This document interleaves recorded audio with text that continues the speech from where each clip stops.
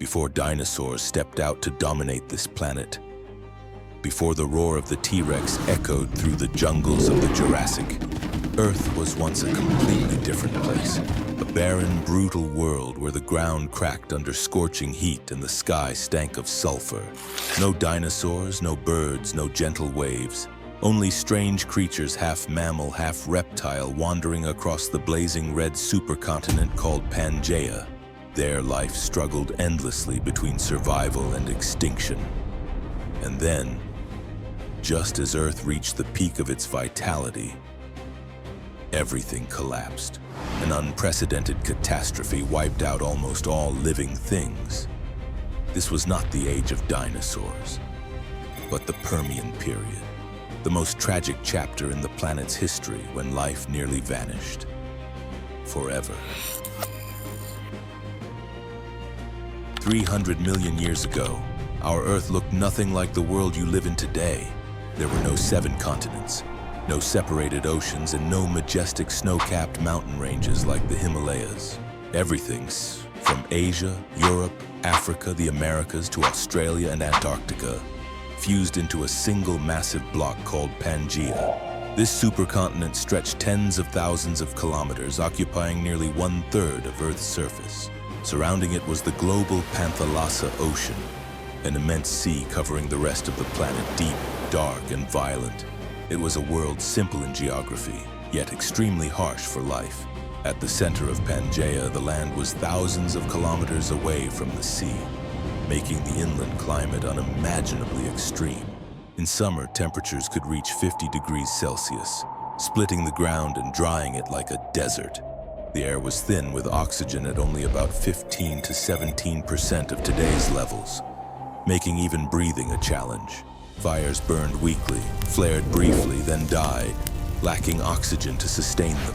And in winter, when the sun leaned away, temperatures dropped sharply below freezing. Regions that were once sparse forest became coated in frost, as sand-laden winds swept across white crusts of salt. This was truly a planet of extremes, where life could survive only by adapting. At that time, Earth had just emerged from an ice age that lasted millions of years at the end of the Carboniferous. Massive ice sheets that once covered Antarctica gradually melted, raising sea levels and warming northern coastal regions. Initially, early Permian climate was relatively cool, with global temperatures averaging only about 4 degrees Celsius, similar to modern Earth during a mild ice age. Yet as the ice melted and forests expanded, the climate grew warmer and drier, allowing drought-resistant plants to flourish. The scenery then was bizarre. Along the coasts, dense forests thrived, lush under humid skies. But just a few hundred kilometers inland, the landscape transformed instantly. Endless deserts, red winds whipping up dust. The ground cracked like shattered glass. In the heart of Pangea, the contrast between day and night was terrifying. Days burned like fire, nights stabbed like ice.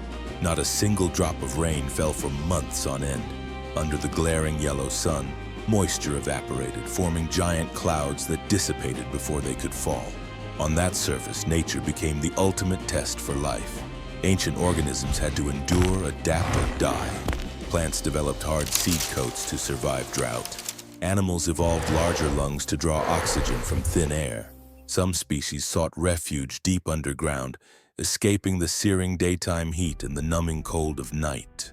Others hid along coastal forests, where rivers drained into the Pangaea Ocean, carrying with them the planet's fragile lifeblood. The Pangaea Ocean, covering more than 2/3 of Earth at the time, was also a world of contrasts. At the surface, sunlight filtered through deep blue water, nurturing countless plankton and ancient corals. But deeper down, the ocean grew dark and cold, with so little oxygen it was nearly lifeless. At depths of thousands of meters, nothing existed except strange creatures. Ancient sharks, primitive bony fish, and drifting crustaceans suspended in darkness.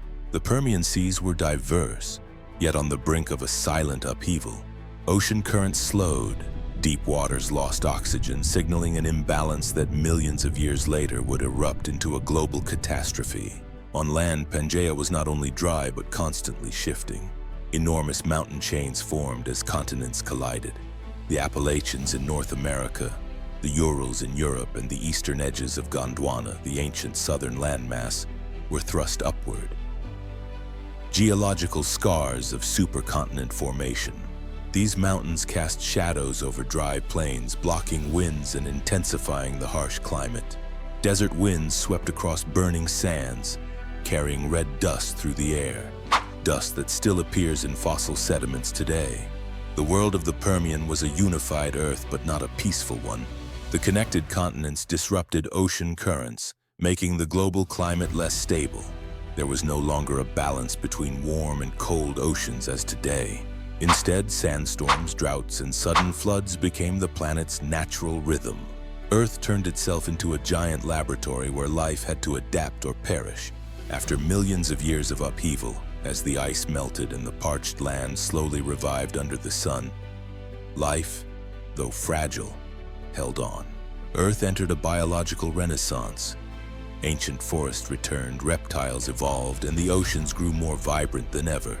The world of the Permian, roughly 299 to 252 million years ago, was the final golden age of the Paleozoic era, before everything collapsed. This was when every evolutionary branch burst forth.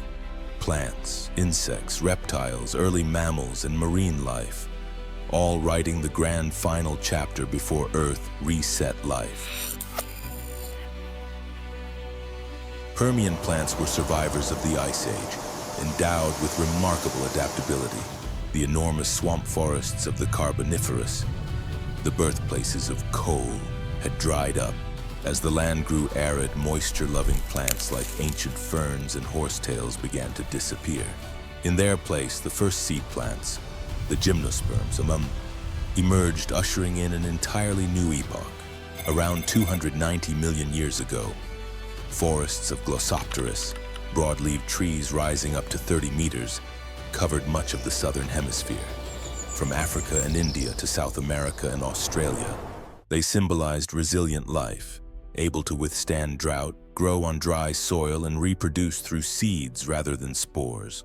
Their seeds were encased in hard shells, enabling survival through months of dryness.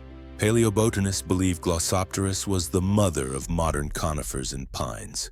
From these seeds, the concept of forest was redefined. No longer swampy wetlands, but dry forests with sparse trees, tough leaves, deep roots adapted to drought and scorching winds. Within these ancient forests, a new web of life formed. Insects, reptiles, and small creatures began to interact with the plants, carrying pollen, feeding on sap, and creating the planet's first complex ecosystems. Permian insects were direct heirs of the Carboniferous, but no longer lived in humid swamps. They had evolved to withstand dryness, low oxygen, and extreme temperatures. Ancient cicadas, primitive beetles, giant true bugs, and sparrow-sized cockroaches all thrived in the conifer forests. Some early dragonflies retained their giant size, with wingspans over 70 centimeters, surviving thanks to specialized respiratory systems that absorbed oxygen efficiently in thin air. They were the first creatures to establish complex biological relationships with plants, feeding on sap, eating leaves, carrying pollen from one tree to another, unintentionally becoming the first engineers of ecosystems. Thanks to them, plant evolution accelerated. Seed-bearing plants multiplied, diversified, and the dry forest buzzed with life. The hum of wings, the tapping of shells, soft clicks. The first biological symphony on Earth. Across the blazing red plains, under a sky filled with dust and wind, a massive creature crawled slowly through the desert. This was Dimetrodon, the icon of the early Permian. Over 5 meters long and weighing about 250 kilograms, Dimetrodon was the first dominant land predator, over 40 million years before dinosaurs appeared. But what made it special was not its size, but its evolutionary nature. Dimetrodon was not a dinosaur, but a synapsid, a distant ancestor of mammals. On its back rose a giant sail shaped like a fin, formed from elongated vertebral spines covered with skin and blood vessels. Scientists believe the sail helped regulate body temperature, warming the animal by absorbing sunlight in the morning and cooling it by expanding blood vessels when the day grew hot. Dimetrodon's jaws held sharp serrated teeth, clearly differentiated, unlike primitive reptiles with simple teeth. This allowed it to bite, tear, and chew, a very mammal-like trait.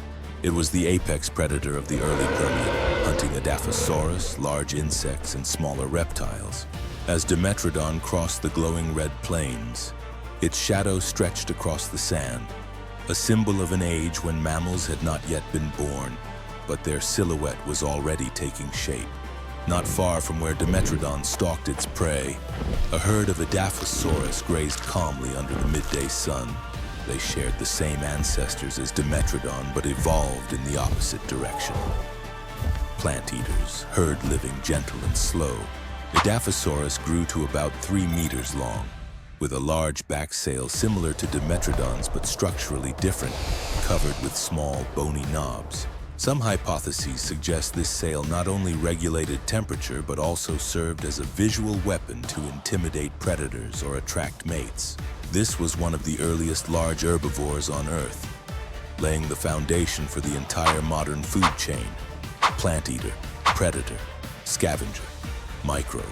Thanks to creatures like Adaphosaurus, land ecosystems achieved energy balance for the first time, a necessary condition for more complex predators to evolve.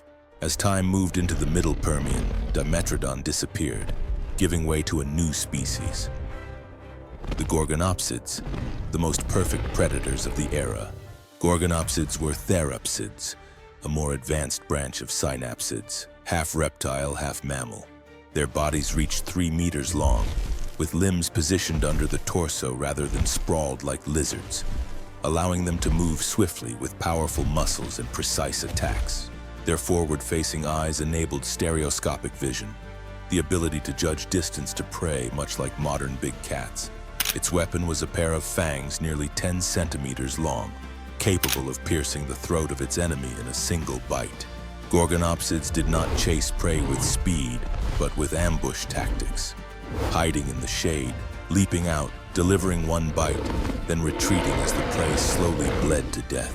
This was the first strategic predatory behavior in the history of vertebrates. Many fossils suggest that Gorgonopsids may have hunted in small packs, the earliest precursor to group hunting behavior later perfected by large mammalian predators. In the Permian world, it was the lord of the land, a symbol of power and evolution nearing the form of true mammals. At the end of the Permian, when the climate became extremely dry and oxygen-starved, a small group of creatures appeared: the cynodonts. At first glance, they resembled ancient rodents, about 1 meter long, covered in fuzz with pointed snouts and bright eyes.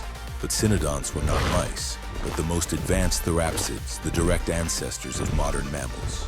Their teeth were divided into 3 types: incisors, canines, and molars, a feature found only in mammals.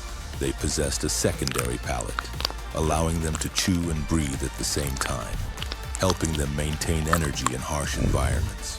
Their jaw muscles were flexible, their hearing sharp, and they could keep their body temperature stable, evidence that cynodonts were already warm-blooded. They lived in burrows, hunted insects at night, and slept during the day to avoid heat. Some fossil evidence suggests cynodonts may have cared for their young, something no reptile had ever done.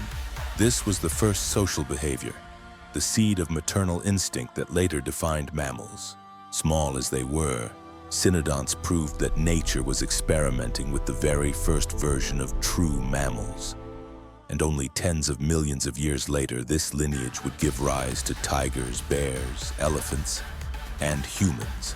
Finally, as Earth approached the edge of annihilation, a strange yet extraordinary creature emerged: Lystrosaurus, about 1 meter long, weighing 80 to 100 kilograms, with a pig-like body, a turtle-like head, and 2 tusk-like teeth protruding forward. It was not fast, not strong, not sharp, but it survived when all others fell. Lystrosaurus belonged to the Dicynodonts, herbivorous, mammal-like reptiles that lived in herds and dug burrows to escape heat. They had large lungs, a high tolerance for low oxygen, and a flexible diet: roots, tubers, and even dry leaves. When the climate turned toxic and volcanic disasters began, This adaptable lifestyle saved them from extinction. When the Great Dying occurred, nearly 95% of marine life and 70% of land life vanished. But Lystrosaurus survived, and afterward made up 90% of all vertebrates on Earth for the next 10 million years. It was the silent king of the post-disaster world, the witness to the rise of dinosaurs before quietly fading into history. While the land was dominated by synapsids and therapsids, the Pangaea Ocean remained home to abundant life. During this time, marine life reached its highest diversity in the entire Paleozoic era. Beneath the clear waters, ancient rugose and tabulate corals formed underwater cities, sheltering bony fish, crustaceans, and starfish. Swimming in the deep was Helicoprion, an ancient shark up to 8 meters long, with a spiral saw-like jaw used to slice prey in half like a biological grinder. Ancient bony fishes such as Paleoniziformes and coelacanths, the distant ancestors of amphibians, continued to thrive. In the warm equatorial seas, jellyfish, corals, and mollusks flourished brilliantly. Yet in deeper layers, something unusual began. The seawater became oxygen-poor and currents weakened due to the structure of the supercontinent. This was the first sign of an approaching catastrophe. In what is now Siberia, one of the largest volcanic eruptions in Earth's history began. Not a single volcano, but a chain stretching thousands of kilometers, erupting continuously for hundreds of thousands of years. Lava flowed, covering forests, burying rivers, creating a vast basalt plateau, what we now call the Siberian Traps. But the horror did not lie in the lava, but in what it released into the atmosphere. From deep underground, trillions of tons of CO2 and SO2 were pumped into the air, raising global temperatures by more than 10 degrees Celsius in just tens of thousands of years. A blink of an eye in geological time, acid rain began to fall, rivers turned toxic, forests shed their leaves, the land cracked, and life began to fade. As the sky above Pangea glowed red with ash, the Pangaea Ocean below also began to die. CO2 dissolved into the seawater, forming carbonic acid, sharply lowering ocean pH. Creatures with calcium shells, corals, crustaceans, and sea snails began dissolving in their own homes. Rising temperatures halted ocean circulation. Surface and deep waters no longer exchanged oxygen. Sharks, bony fish, and countless creatures suffocated from lack of oxygen. On the seafloor, anaerobic bacteria thrived, releasing H2S, hydrogen sulfide, a deadly toxic gas. When this gas rose to the surface and spread into the air, the sky turned a gloomy green. The land drowned in poisonous mist, and the ozone layer was destroyed. Sunlight penetrating this toxic atmosphere became harsher than ever. Ultraviolet rays scorched the ground, killing every living cell. The ocean, once the cradle of life, became a colossal grave. At the center of the supercontinent Pangea, fire and ash covered everything. Withered forests ignited, burning all the way to the horizon. Methane was released from permafrost, heating the climate further. An unstoppable cycle of destruction. Earth turned into a gigantic furnace. Plants died en masse, soil lay bare, and rains washed ash into rivers. Water sources became laced with sulfuric toxins, killing everything that drank them. With no plants left, oxygen levels in the air plummeted and the atmosphere thickened with red dust. Daytime temperatures reached 60 degrees Celsius, while nights plunged into deep, freezing cold. Giant animals like Gorgonopsids and Dimetrodons collapsed from poison and starvation. Therapsids, the earliest mammal-like creatures, huddled in burrows, struggling to survive on their last breaths. Carcasses piled up, decomposing in oxygen-poor conditions, releasing more toxins, a self-sustaining cycle of death. Some scientists estimate that within only 60,000 years, almost all life on the planet had vanished. Earth became silent, so silent that if you stood anywhere, you would hear only the wind and the cracking of rocks exploding from the heat. When the final eruption ended, Earth was no longer the place you once knew. The ocean had turned into a black pool reeking of sulfur. The sky remained murky gray for thousands of years. No forests, no corals, no birds, no insects. Life shrank to only a few small survivors. Hardy amphibians, drought-tolerant insects, and especially a strange creature called Lystrosaurus. It was this species, small, gentle, and seemingly insignificant, that survived the Great Dying. It dug burrows to avoid the toxic air, lived on underground roots, and while all other creatures vanished, it kept breathing, kept birthing young, kept living. For 10 million years after the catastrophe, Lystrosaurus made up more than 90% of all vertebrates on Earth. After the disaster, the planet was shrouded in darkness for hundreds of thousands of years. Ash reduced sunlight, causing temperatures to plummet. Earth entered a global volcanic winter. Later, as the dust settled and the sun returned, the planet was changed. Hotter, more barren, and nearly empty. It took millions of years for forests to regrow, for soil to hold water again. Small creatures began reclaiming the dead lands. Insects, fish, small reptiles. From the ashes, a new world was born. Different, poorer in species, but tougher. And on this barren ground, the first dinosaurs would appear in the Triassic, marking the dawn of the Mesozoic era, a new age of life. Scientists call this event the Permian Triassic extinction event, the largest, most violent, and most defining extinction in Earth's history. Without it, there would be no dinosaurs, no mammals, and no humans, for it was the collapse of the old world that opened the path for a new one, a reset Earth, where life could rewrite itself. In the depths of the oceans, thick carbon-rich sediments still tell that story, the imprint of a planet that nearly died. And when geologists drill deep into Siberia, they still find layers of volcanic ash, proof that Earth once opened its mouth and swallowed itself. Earth needed millions of years to recover. Rain returned. Moss grew from the petrified ash. The first trickles of water flowed over cracked soil like the heartbeat of a planet rising from its deathbed. Slowly but unstoppably, life began rebuilding itself. No longer grand, but silent, persistent, and wiser. From these tiny survivors, an entirely new chapter of evolution was written. The remaining synapsids evolved into the first mammals. Forests returned, spreading across the revived continents. And in one corner of this newly reborn world, a special group of reptiles began adapting, changing, then stepping onto the stage of life. The archosaurs, ancestors of crocodiles, pterosaurs, and most importantly, dinosaur. And then, in the Triassic, when Earth had finally emerged from the shadow of the greatest catastrophe of all time, they appeared. Their first footsteps were small, but carried the promise of a dynasty lasting more than 160 million years.